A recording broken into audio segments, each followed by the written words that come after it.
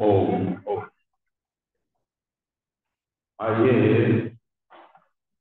वैदिक सत्संग Ayushman defence colony की संधि वेला में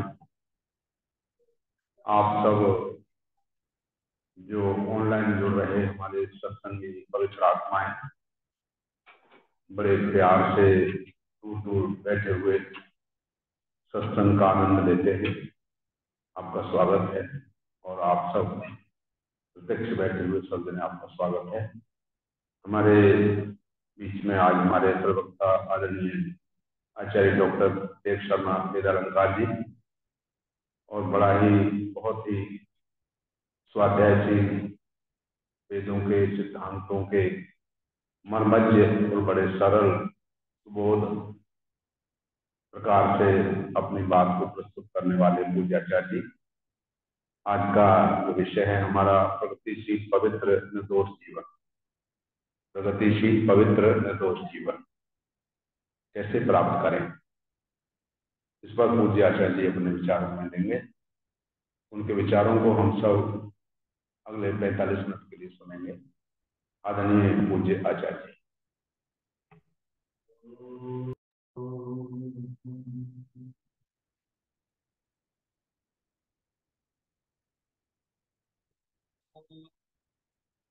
योगं च भव्यं च सर्वं यश्चाप्युत्तिष्ठति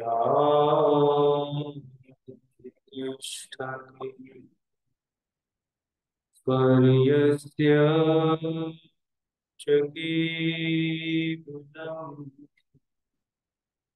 तस्मै ज्येष्ठाय ब्रह्मणे नमः।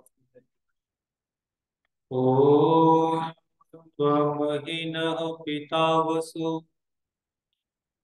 त्वं माता शतक्रतुर्बहुपिता अधाते सुरभिमहि असतो मा सद्गमय तमसो मा ज्योतिर्गमय मृत्योर्मा अमृतं गमय। जीवन नैया है कि मैया, जीवन नैया है कि मैया, नैया पार लगा प्रभु जी, नैया पार लगा प्रभु जी। अमृत गंगा बहती रहती, अमृत गंगा बहती रहती, संदेशा यह देती रहती। अटके बहुत हम भटके बहुत, अटके बहुत हम भटके बहुत,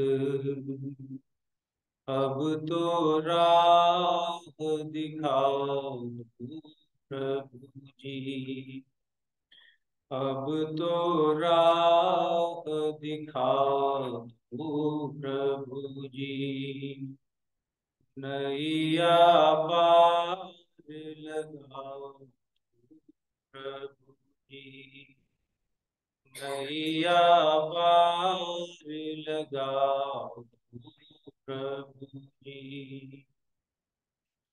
हमको तो ऐश्वर्य पाना, हमको तो ऐश्वर्य पान, मन विकारों को दूर भगाना, मन विकार को दूर भगाना, समदृष्टि समभाव बना दो,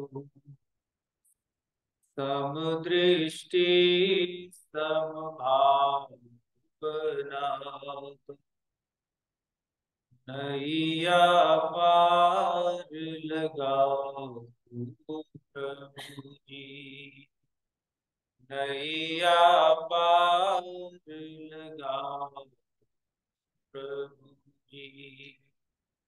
बचपन बीता आई जवानी, बचपन बीता आई जवानी, करता रहा फिर भी मनमानी, करता रहा फिर भी मनमानी, आया उठा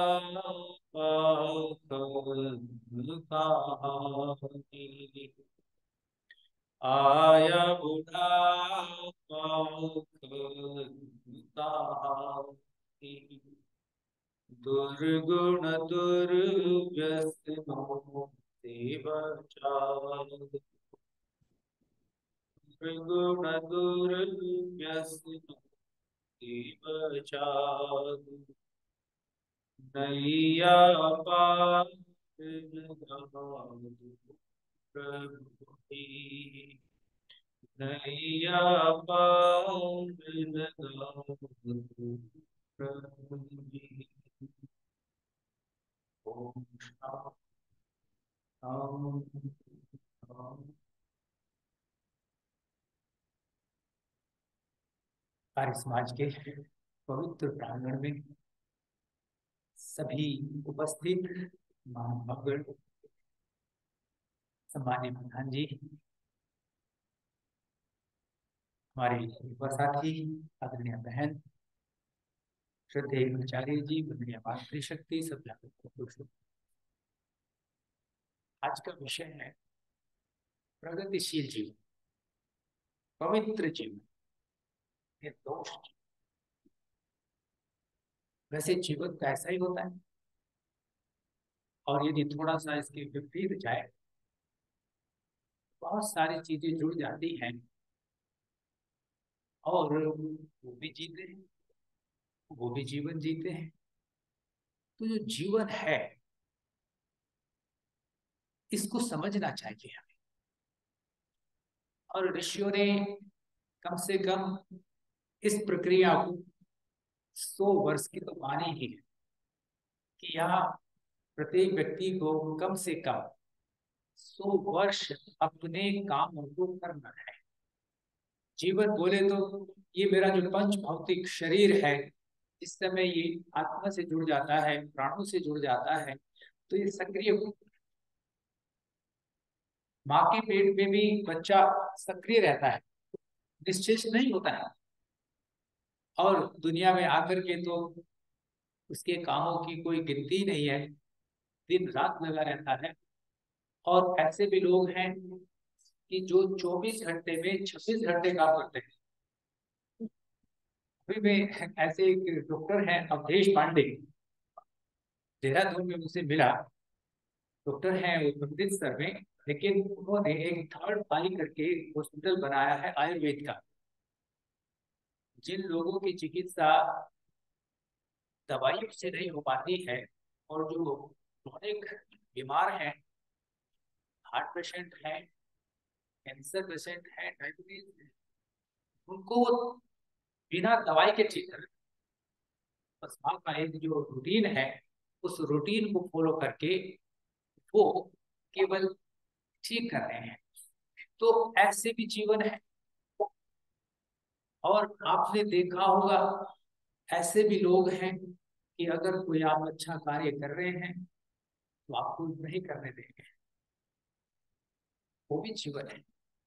अच्छा, वो भी बड़े खुश हो गए जी रहे हैं, उन्हें बड़ा आनंद आता है ऐसा काम करने में। कोई ऐसा नहीं कि बहुत दुखी है, बहुत परेशान है। तो पता ये चलता है कि कैसे कैसे मैंने अपने स्वभाव का निर्माण कर लिया है। मैंने यहाँ आने से पहले आदरणीय भाई अजय, क्या नहीं आए लेकिन मुझे वहां सुन रहे होंगे, अजय सहगल जी, तो कोरोना के बाद में अभी आने का एक अवसर मिला और उन्होंने इस विषय को चुना, क्योंकि मैं हर शनिवार को मैरिज काउंसलिंग पर एक 9 से 10 प्रवचन करता हूँ और रविवार को 11 से 12 प्री मैरिज काउंसलिंग पर एक प्रवचन। तो ये जो मेरा विषय है, ये विषय है मेरा यूथ के लिए।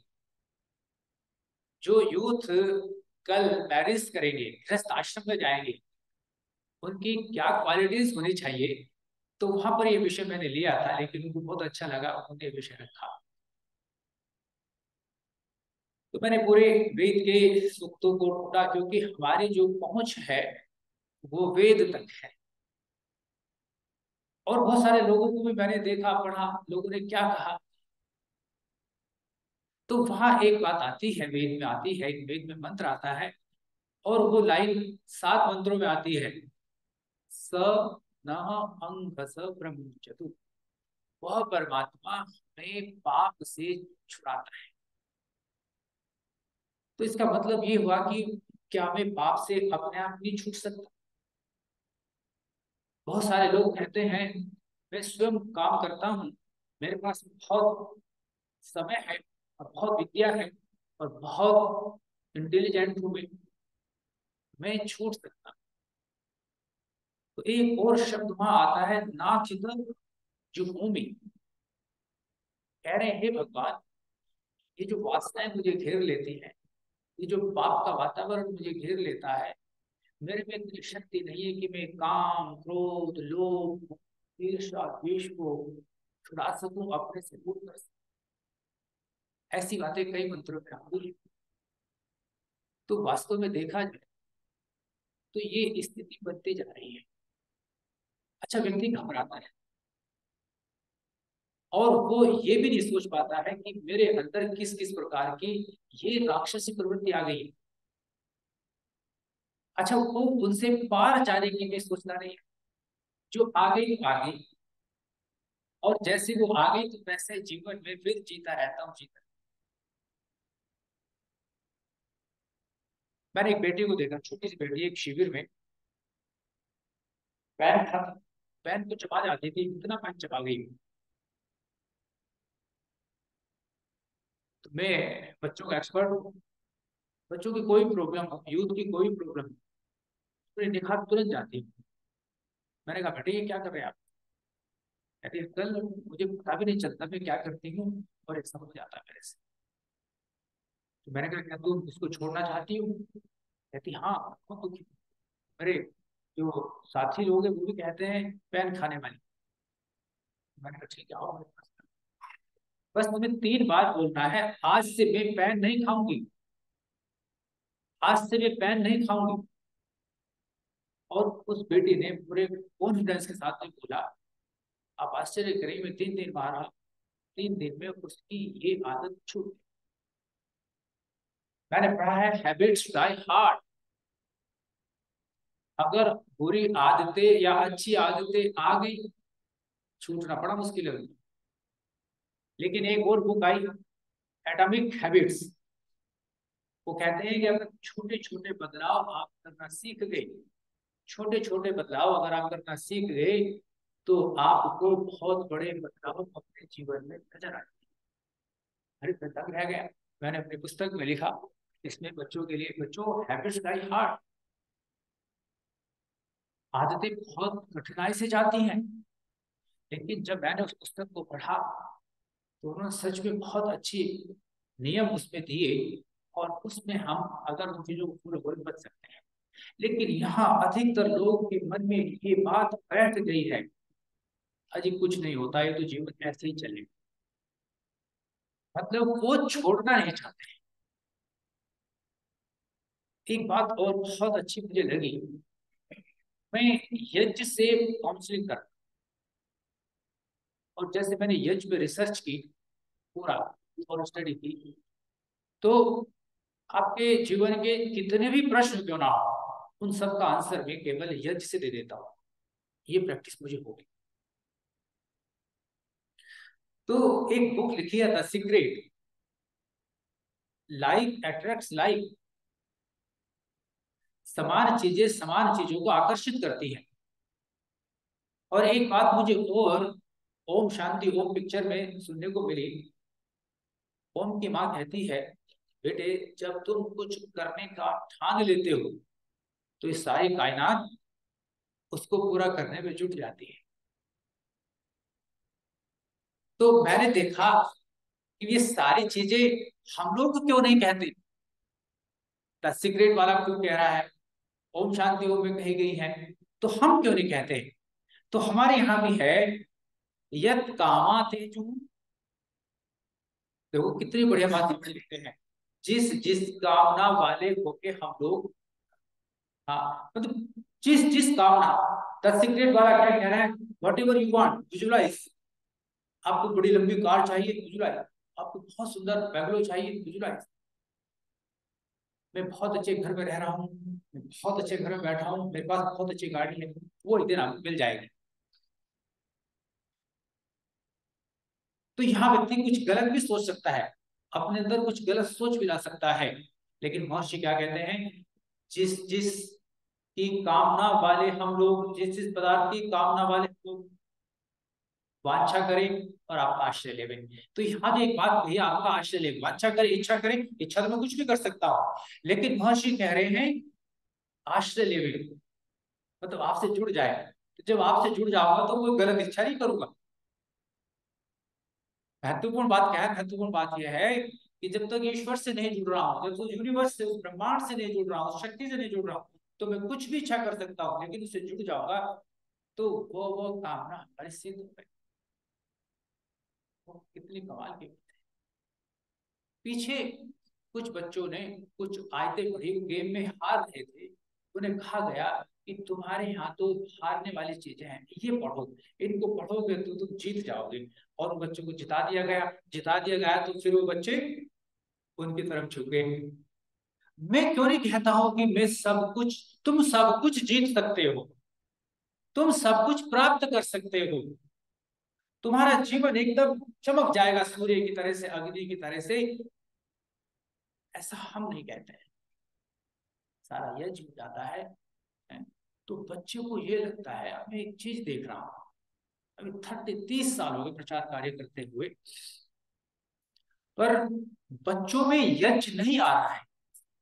अग्नि जो है ना, अग्नि, अग्नि बच्चों में नहीं आ रही है। यहाँ क्या कह रहे हैं, यहाँ कह रहे हैं स अंग सब वो अग्नि, अग्नि में स्तोमी, इस मंत्र में आया है, अग्नि में स्तोमी, में तो अग्नि की स्तुति करता हूं।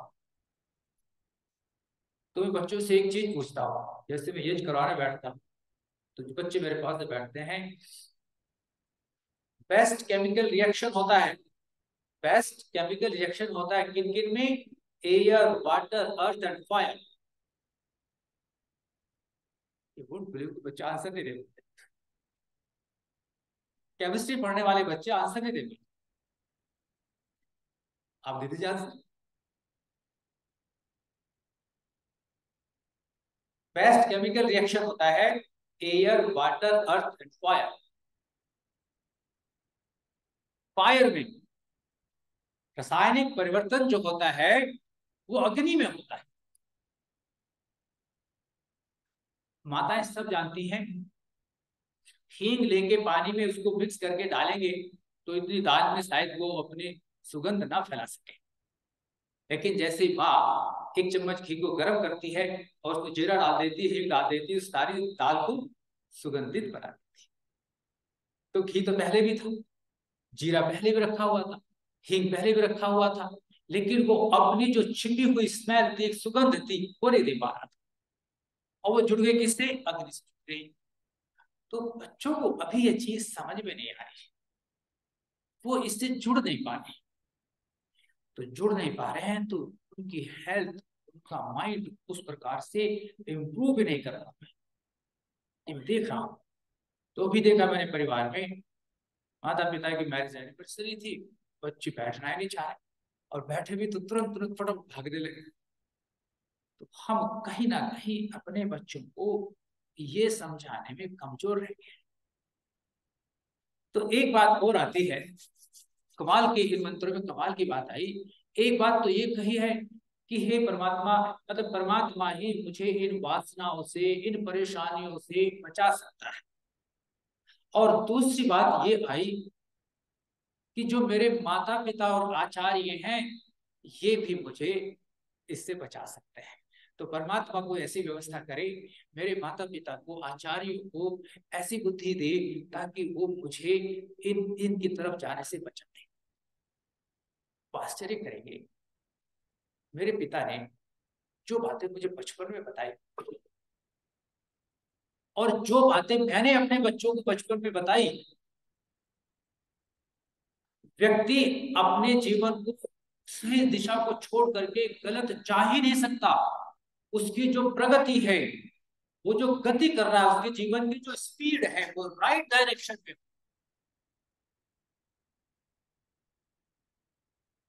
वो अपवित्र हो ही नहीं सकता है। उसके जीवन में दोष आ ही नहीं सकते हैं। इस चीज को मैंने, और इस पे तो मैंने थोड़ा रिसर्च की है, और ये मेरी प्रैक्टिकल बुक है मन चाहे संतान। और इस विषय पर मैंने सैकड़ों सैकड़ों ऐसे बेबी हैं, ऐसे बच्चे हैं जो 10 दिन की उम्र से लेकर के 27 वर्ष तक की उम्र के बच्चे हैं, और वो आपको ऐसे ही मिलेंगे। इस बुक के आधार पर उनको जन्म दिया जिन पति पति ने इसको पढ़ा, और उन्होंने इसको फॉलो किया। तो कहने का अभिप्राय ये है कि हमारे पास में हमारा हमारा जो साहित्य है, जो वैदिक लिटरेचर है, ये कोई कमाल का नहीं। मैंने थोड़ा स्टडी किया है, और मुझे आनंद आ गया, जीवन में जीने का आनंद आ गया। भाई पैसा वैसा तो मैंने नहीं कमाया है ज्यादा, क्योंकि प्रचार कार्य में ज्यादा पैसा तो नहीं होता है, लेकिन हाँ, जीवन में मौलिकता एक बहुत बड़ी चीज है। देखो, आपके पास बहुत पैसा हो सकता है, आप बहुत बड़े पद पे हो सकते हैं, ठीक है, तो इसको प्रगति मानो। अगर इसको प्रगति मानूंगा, तो फिर जो एक मौलिकता होती है, एक रचनात्मकता होती है, एक बेसिक थिंकिंग होती है आपकी, आपको, आपके पास में कोई भी समस्या आई और आपने उसमें एक बहुत सुंदर चिंतन, एक निर्णय लिया, वो चीज, मतलब कहने का यह है कि क्या आपके कॉन्सेप्ट क्लियर हुए, दैट द पॉइंट।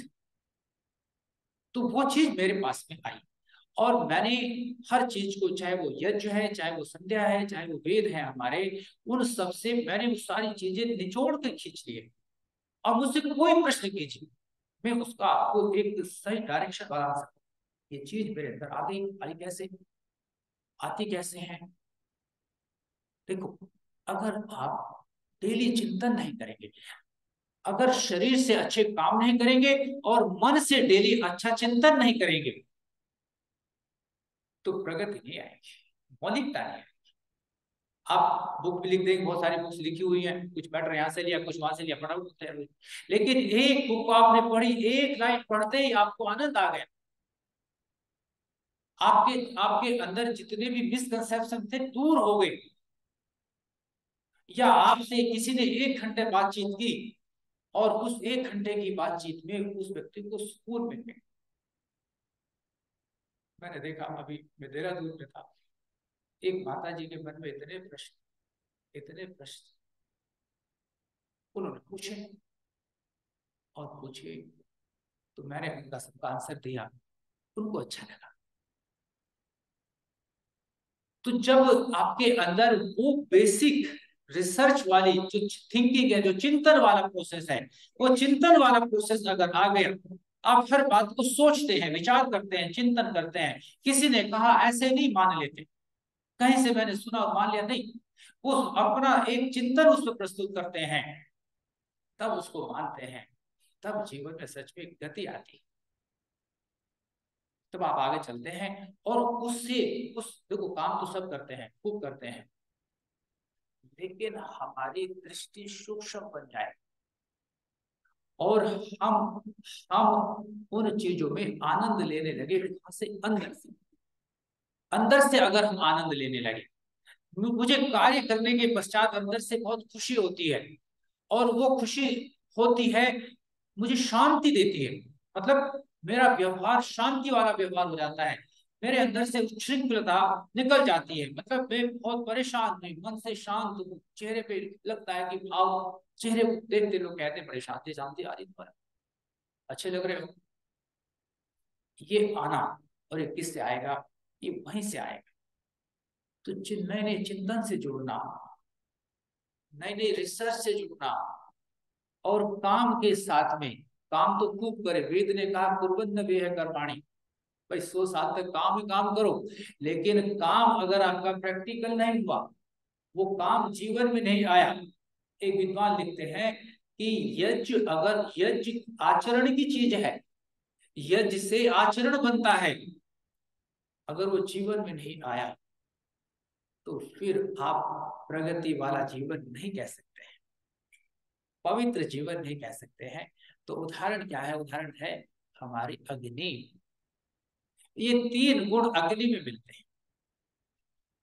आप देखो, जैसे ही मैं, और ऋग्वेद का पहला ही मंत्र अग्निमीड़े, देखो आश्चर्य की बात है, मैं अग्नि की स्तुति करता हूँ, ईड़े मीन्स स्तुति करता हूँ, मैं अग्नि की स्तुति करता हूँ। और यहाँ जिन मंत्रों को मैं ले रहा हूँ, इन मंत्रों में भी क्या कहा? इन मंत्रों में भी ये कह रहे हैं अग्नि में स्तौमी, मैं अग्नि की स्तुति करता हूँ। इस काम के लिए स्तुति करता हूँ, मैं इसलिए स्तुति करता हूँ ताकि भगवान मेरा जीवन पापों से बच जाए।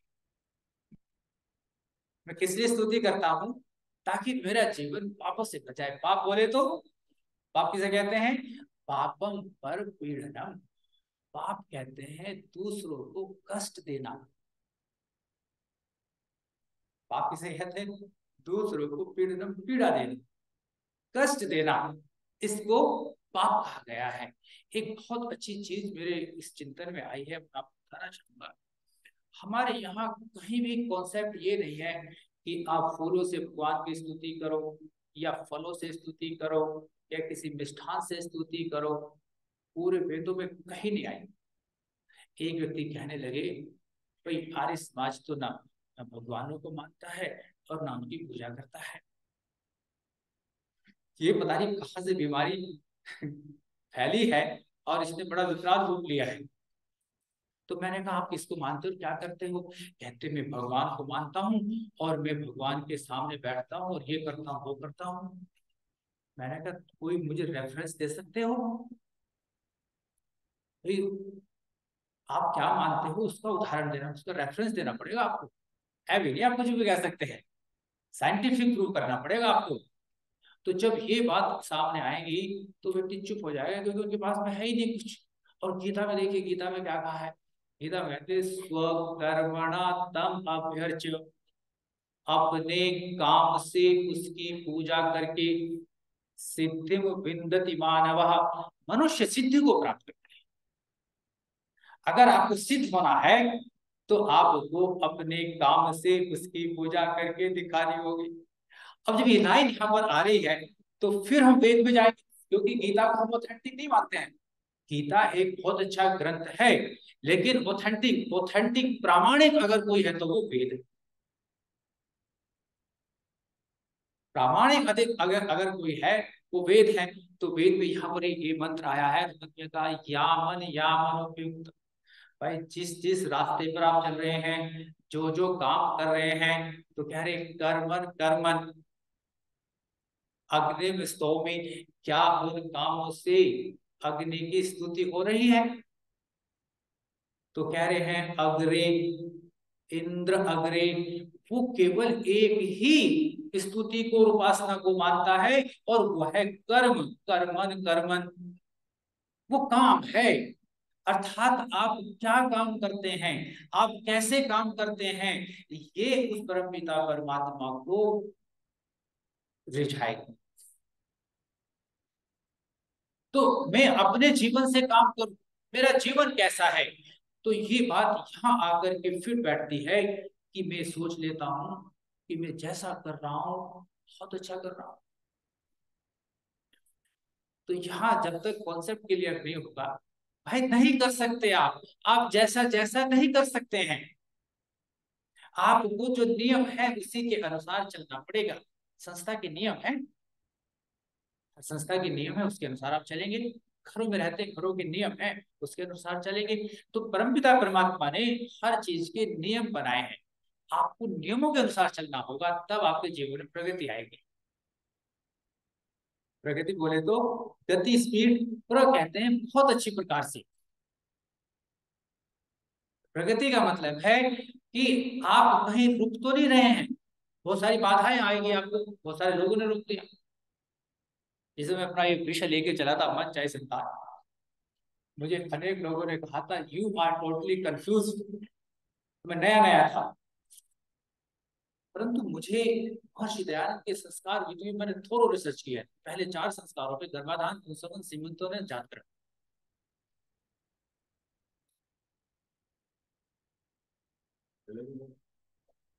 इतना मुझे आत्मविश्वास जागृत हुआ पहले 4 संस्कारों पर। मैंने इतना कार्य किया, 80,000 किताबें मेरी लोगों के घरों में चली गई है, 80,000। और मेरे पास पैसा नहीं है, मेरे पास, मैं कोई व्यापारी नहीं हूं, नहीं मैं कुछ सर्विस करता हूं। इसी में से पब्लिश होती रही और जाती रही, पब्लिश होती जाती। 18वां संस्करण इस पुस्तक का निकला। ये क्या है, इसको प्रगति कहते हैं। मतलब आपके, अगर मैं चलता हूं, चल तो मैं रहा हूं, अगर मैं अकेला चल रहा हूं तो इसको प्रगति नहीं कहेंगे। अगर मैं अकेला चलता हूं इसको प्रगति नहीं कहेंगे। जब मैं अपने साथियों को, पड़ोसियों को भी साथ लेकर के चलता हूं, जब मैं अपने भाइयों को भी साथ लेकर के चलता हूं, इसका नाम प्रगति, इसका नाम प्रगति है। इसलिए हमारे यहाँ चाहे बड़े बड़े हमारे ऋषि महर्षि हुए, समाज सुधारक हुए हैं, वो अकेले नहीं चले, साथ लेकर के चले। इसलिए जो लोग रिटायर्ड हो गए, मुझे बहुत, मैं बहुत दुखी होता हूँ। हमारे यहाँ इतने हाईली क्वालिफाइड लोग रिटायर हो जाते हैं, हम उनकी उस नॉलेज, उनके अनुभव का सदुपयोग नहीं कर पाते। और हमारे वो बच्चे उसी तरह से ग्रो कर जाते हैं, उनके पास में वो विद्या नहीं होती, वो जानकारी नहीं होती, वो समझ नहीं होती, वो अनुभव नहीं होते हैं, वो ग्रो कर जाते हैं और अपनी लाइफ में फ्लक्चुएट करते रहते हैं। और उनसे तंग आकर के कभी कभी तो वो बहुत गलत स्टेप भी उठाते। कोटा में तो आप देख ही रहे हैं, और वैसे भी सब हो रहा हमारे यहाँ। तो क्यों ना हम उनके अनुभवों से, उनकी विद्या से लाभ लें, और वो भी इस काम के लिए अपने आप को तैयार करें। मैं जहां भी प्रचार कार्य करके आता था, 2 दिन, 3 दिन, 5 दिन, 7 दिन, तो वहां 5 बुजुर्गों को जरूर रिक्वेस्ट करता था कि मुझे 5 प्यारे चाहिए, क्या करोगे, मैं तो चला जाऊंगा, अब मैंने 3 दिन मेहनत की है, इसको देखेगा कौन। और मैंने कैथल में ये किया, तो उन 5 बुजुर्गों ने, वृद्धों ने, जिन जिन बच्चों को सिखा के आया था, प्रतिदिन बेटे ये किया, बेटे ये ऐसा किया, बेटे हाँ हाँ हाँ, तो उन बच्चों को और प्रेरणा मिलती थी और वो करते थे। हर व्यक्ति, हर व्यक्ति अपने काम से उसको रिझाएगा। हर व्यक्ति का कर्तव्य है ये। और जिस दिन ये भावना मेरे अंदर आ जाएगी, उस दिन पवित्रता मेरे चारों ओर दौड़ने लगेगी। जिस दिन ये भावना मेरे अंदर आ जाएगी, नहीं, मुझे मुझे तो इस युवा का कल्याण करना है, मुझे तो इस बेटी को ये समझाना है, विद्या देनी है, मुझे तो इस परिवार का कल्याण करना है, फिर देखिए आप जीने का आनंद। आई हैव नथिंग, कुछ नहीं है। लेकिन अगर कोई मेरी खुशी का लेवल नाप सकता हो, मेरे खुश रहने का, मेरे जीने का, मैं 58 हो गया, मैं 58 हो गया, 58 वर्ष का हो गया हूँ, तो मैं बता सकता हूं कि मैंने अपने जीवन में क्या पाया और इन चीजों को प्राप्त करके क्या होता है। मैं अगर अपने प्रवचन के कार्यक्रम में जहां भी रहा हूं, जिन परिवारों का मैंने भोजन किया, 1 घंटा तो कम से कम, मैंने 1 घंटा कम से कम उस परिवार में बैठ करके चर्चा की। मेरे साथी परेशान हो जाते थे, ये तो बैठेगा, हमारे सोने का समय हो रहा है। मैंने कहा आप जाइए, अब सोइए जाकर के। लेकिन मुझे नींद नहीं आती थी जब तक कि मैं उन परिवारों से बातचीत नहीं कर लेता था, उनके किसी कॉन्सेप्ट को क्लियर नहीं कर। ये भावना अगर जागृत नहीं हो तो प्रगति नहीं है, फिर पवित्रता नहीं है। कहां से सीखा? अग्नि में स्तोमी, मैं अग्नि की स्तुति करता हूं। स्तुति बोले तो, स्तुति मीन्स टू प्रेज, प्रशंसा करना। कितना कमाल का कॉन्सेप्ट है आर्यों का, वेद का कितना कमाल का कॉन्सेप्ट है। क्या करें परमात्मा का? लोग कहते हैं जी मेडिटेट नहीं होता हूं। कैसे होंगे मेडिटेट? परमात्मा की स्तुति करो। स्तुति का मतलब गुणों का वर्णन करना। बैठिए परमात्मा, ओम, ओम शब्द बोलते ही, क्या है ओम का अर्थ, कैसे ओम का उच्चारण किया जाता है, क्या लाभ होता है उससे? जब आप इस चिंतन में खो जाएंगे, किसी मंत्र को लेकर के जब आप परमात्मा के गुणों का वर्णन करेंगे, जब उसमें खो जाएंगे, जो आनंद आपको आएगा, मेडिटेशन। आप सोचेंगे एकदम से बैठे और थॉटलेस हो जाए, नो वे। वो तो समाहित चित्त, वो तो योग दर्शन वाले, या जैसे हमारे जैसे लोग जिन्होंने बहुत योग की तपस्या की है, प्रैक्टिस की है, और वो सारी चीजें सीखी है। कभी साधना पर कभी मुझे अवसर देंगे, मैं आपको बताऊंगा साधना होती क्या है। और विद इन ए सेकेंड मन एकाग्र होता है, और इतना एंजॉयमेंट की पूछे नहीं, वो सारे प्रोसेस है। तो ये चीजें जो है, ये चीजें कमाल की चीजें हैं, जो आनी चाहिए लोगों को, लेकिन आ नहीं पाती है।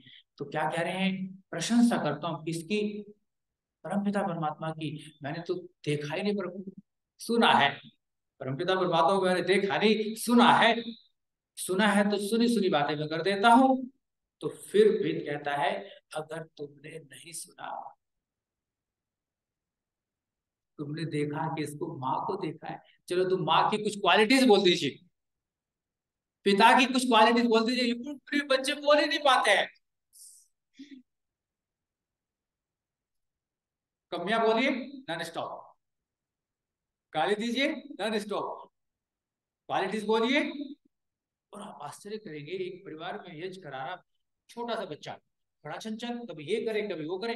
दादी कहती है, आचार्य जी ये मेरा बच्चा बड़ा शैतान है। मैंने कहा चुप, तो क्या कहूं, ये मेरा बच्चा बहुत अच्छा है। और जैसे दादी ने कहा ये मेरा बच्चा बहुत अच्छा बच्चा, यूं करके बैठ गए। और 10 मिनट तक हिला नहीं। 10 मिनट फिर उसके एनर्जी कुल बनाने लगी। मैंने कहा फिर बोलो।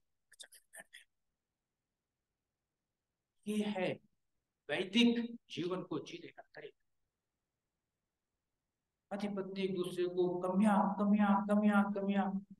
मैंने देखा एक पत्नी तो 30 साल पुरानी बोल रही। मैंने कहा 50 में जाओ, 30 में नहीं काम चला, 50 साल पुरानी कमियां लाओ निकाल करके।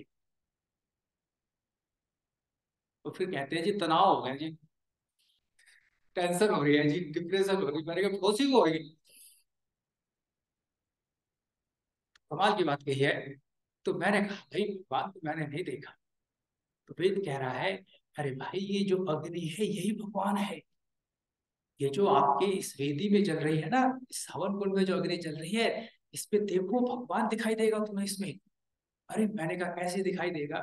अच्छा ये बताओ, आग को देख करके, अग्नि को देख करके मुझे क्या दिखाई देता है?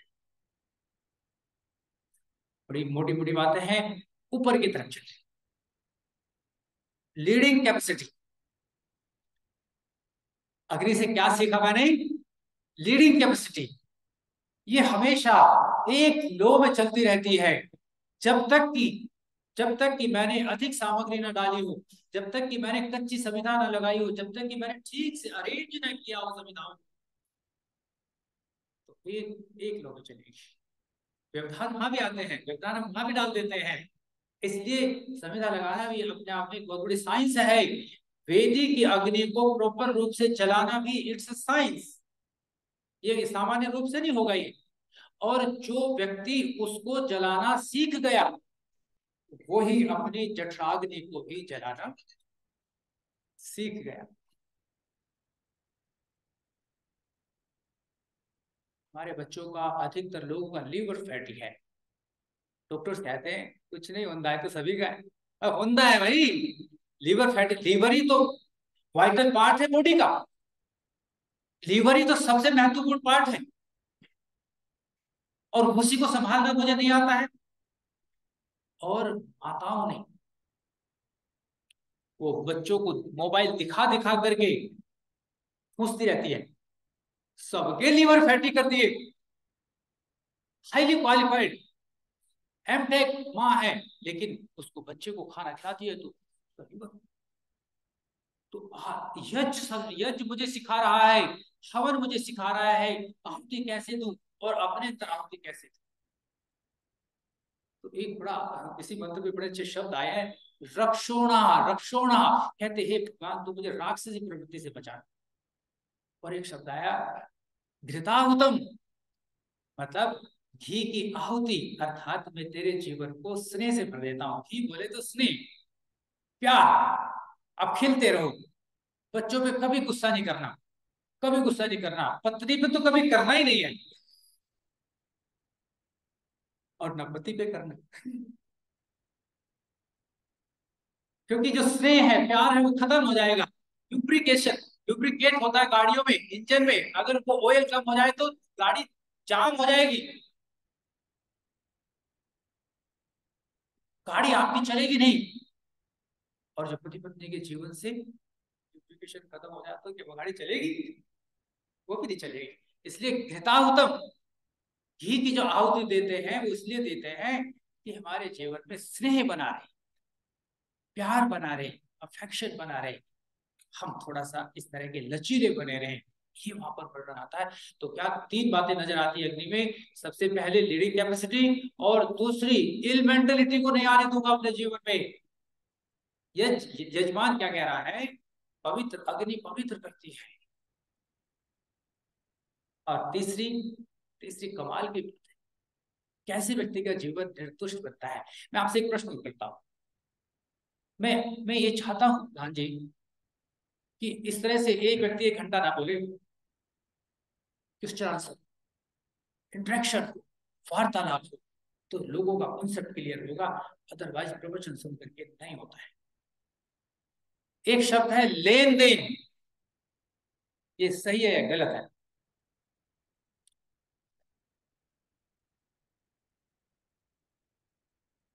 और इंग्लिश में क्या कहते हैं? अब इसको सही मानोगे तो सही मानो। है जी, दोनों सही है। और वेद क्या कहता है? वेद ये कहता है गिव एंड टेक। वेद क्या कहता है?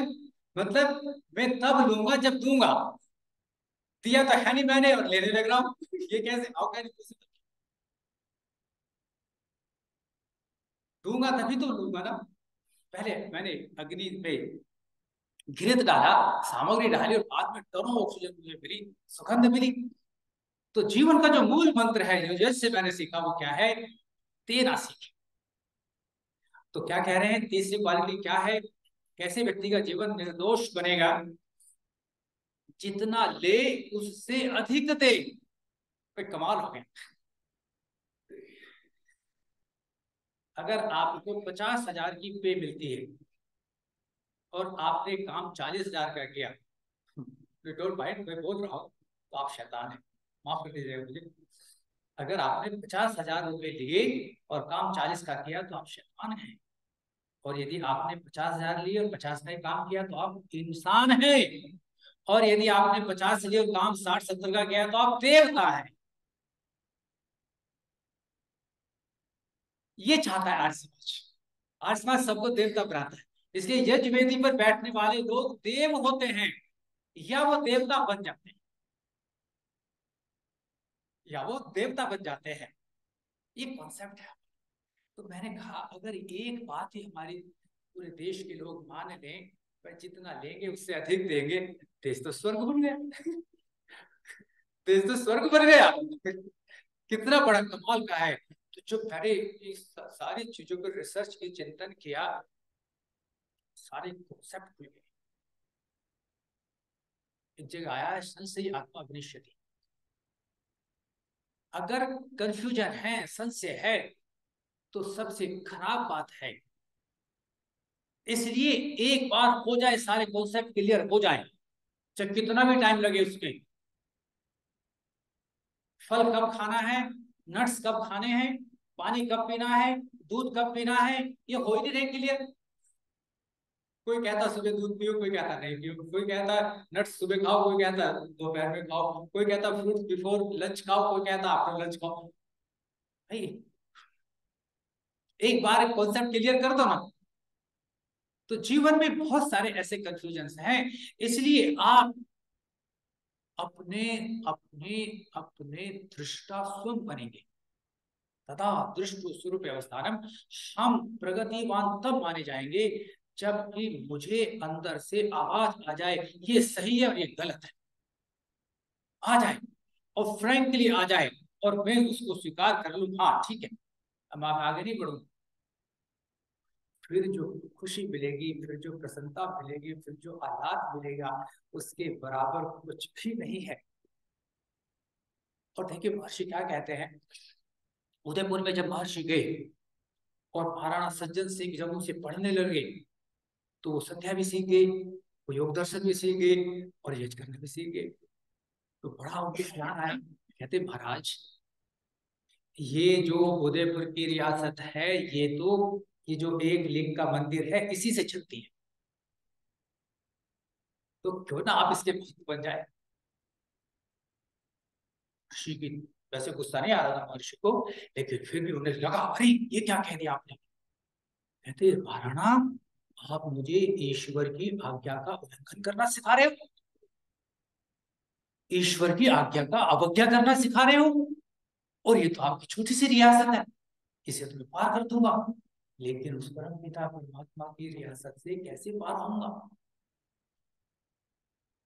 लोभ नहीं, लोभ नहीं, लालच नहीं,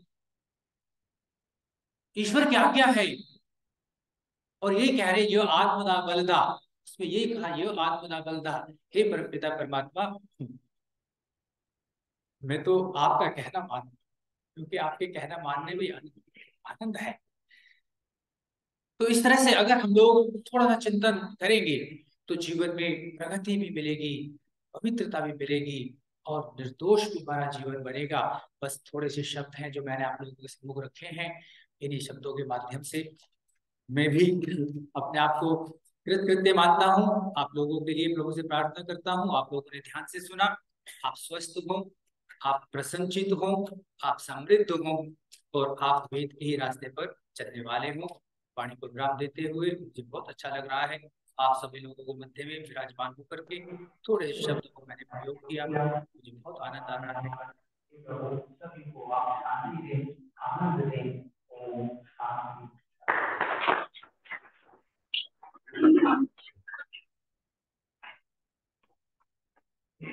आज हमारे आदरणीय डॉक्टर साहब ने प्रगतिशील जीवन के ऊपर बहुत कुछ हमें वेदों के अनुसार बताया। सुनो वेद कथा, सारे जीवन की मिट जाती सुनी कथा, सुनो सब वेद कथा, क्योंकि भगवान की वाणी है और बड़े ही उत्तम विचार उनमें होते हैं और विद्वान को सरल करते हैं और हम तक पहुंचाते हैं। जो हमारी आत्मा का सब्जेक्ट बनता है उस पर हम चिंतन करते हैं। तो आचार्य जी ने बहुत ही अच्छे ढंग से अपने अनुभव, अपना स्वाध्याय चिंतन हमारे बीच में रखा। आदरणीय आचार्य जी का हमारी तरफ से हम सब आभार प्रकट करते हैं। इसी प्रकार से आप ज्यादा से ज्यादा वेदों की विचारधारा को फैलाते रहें और सबका कल्याण करते हैं। जैसा कि आपको पता है कि हम सबका जन्म दिवस मनाते हैं, और आज हमारा बड़ा सौभाग्य है कि हमारे आयुष्मान की साक्षिता और जो भी सब्जेक्ट आप सुनते हैं, वो लोग बहुत सारा अपना विचार देती रहती हैं। आदरणीय श्रीमती इंदु चौहान जी, उनका जन्म दिवस जो है 5 तारीख को रहा और आज हम मना रहे हैं, और आदरणीय बहन जी के लिए अपनी शुभकामनाएं प्रेषित करते हैं और ईश्वर से विनय करते हैं कि उनका स्वाध्याय, उनका चिंतन जो अपने पूज्य बड़ों से उन्होंने लिए हैं, वो सदा अपने परिवार में, संबंधियों में प्रेषित करते रहते हैं। चौहान परिवार की बड़ी बहन है और उनका आशीर्वाद पूरे परिवार को मिलता है और हर प्रकार से बड़ा सुनहल उनका जीवन है, स्वाध्याय से जीवन। ऐसी आदरणीय पूज्य बहन जी श्रीमती इंदु चौहान जी के लिए और उनके समस्त परिवार के लिए हम बहुत बहुत मंगल कामनाएं करते हैं। इस कृपा से वो स्वस्थ रहें, निरोग रहें, सुनिश्चित रहें, उनका चिंतन अपने लिए और हम सबके लिए कल्याणकारी बना रहे, ऐसी हम कामना करते हैं। साथ ही उनके परिवार में सुख समृद्धि और प्यार रहे। उनकी विचारधारा जो परिवार में छोटे बड़े सब बच्चों में व्यापक रूप से फैली हुई है और फैले। इस प्रकार से हमारे लिए बहन जी के लिए इन वेद मंत्रों के द्वारा सुखद सफल मंगलमय जीवन की कामना करते। ओम यज्ञे नमोदय आयु प्राणम प्रजाम पशुम कीर्तिम यजमानम च वर्धय। ओम इंद्र श्रेष्ठानि द्रविणानि देहि चित्तिम दक्षस्य सुभगत्वमस्मै। ओषं रयीणामरिष्टिं तनूनां स्वादमानं वाचा सुगनत्वमन्नाम्। ओम स्वस्ति पन्थामनुचरेम सूर्या चन्द्रमसा दिवा पुनर्ददता घनता जानता संगमे मही। ओम तच्चक्षुर्देवहितं पुरस्ता शुक्रं चरत पश्येम शरदा शतम् जीवेम शरदा शतम् शृणुयाम शरदा शतम् प्रप्रवाम शरदा शतमदीनान्त्याम् शरदा शतम् भूयश्च शरदा शतात्। ओम स्वस्ति ओम स्वस्ति ओम स्वस्ति। इन समस्त वेद की ऋचाओं के द्वारा आदरणीय बहन जी के लिए हम सबने बहुत बहुत कामना की है, सतायुष की, अच्छे स्वास्थ्य की, मंगलमय जीवन की। इसी के साथ हमारे जो ऑनलाइन जुड़े हुए उनका भी धन्यवाद, सत्संगी महानुभावों का। आप सब जुड़े, आपका धन्यवाद। आइए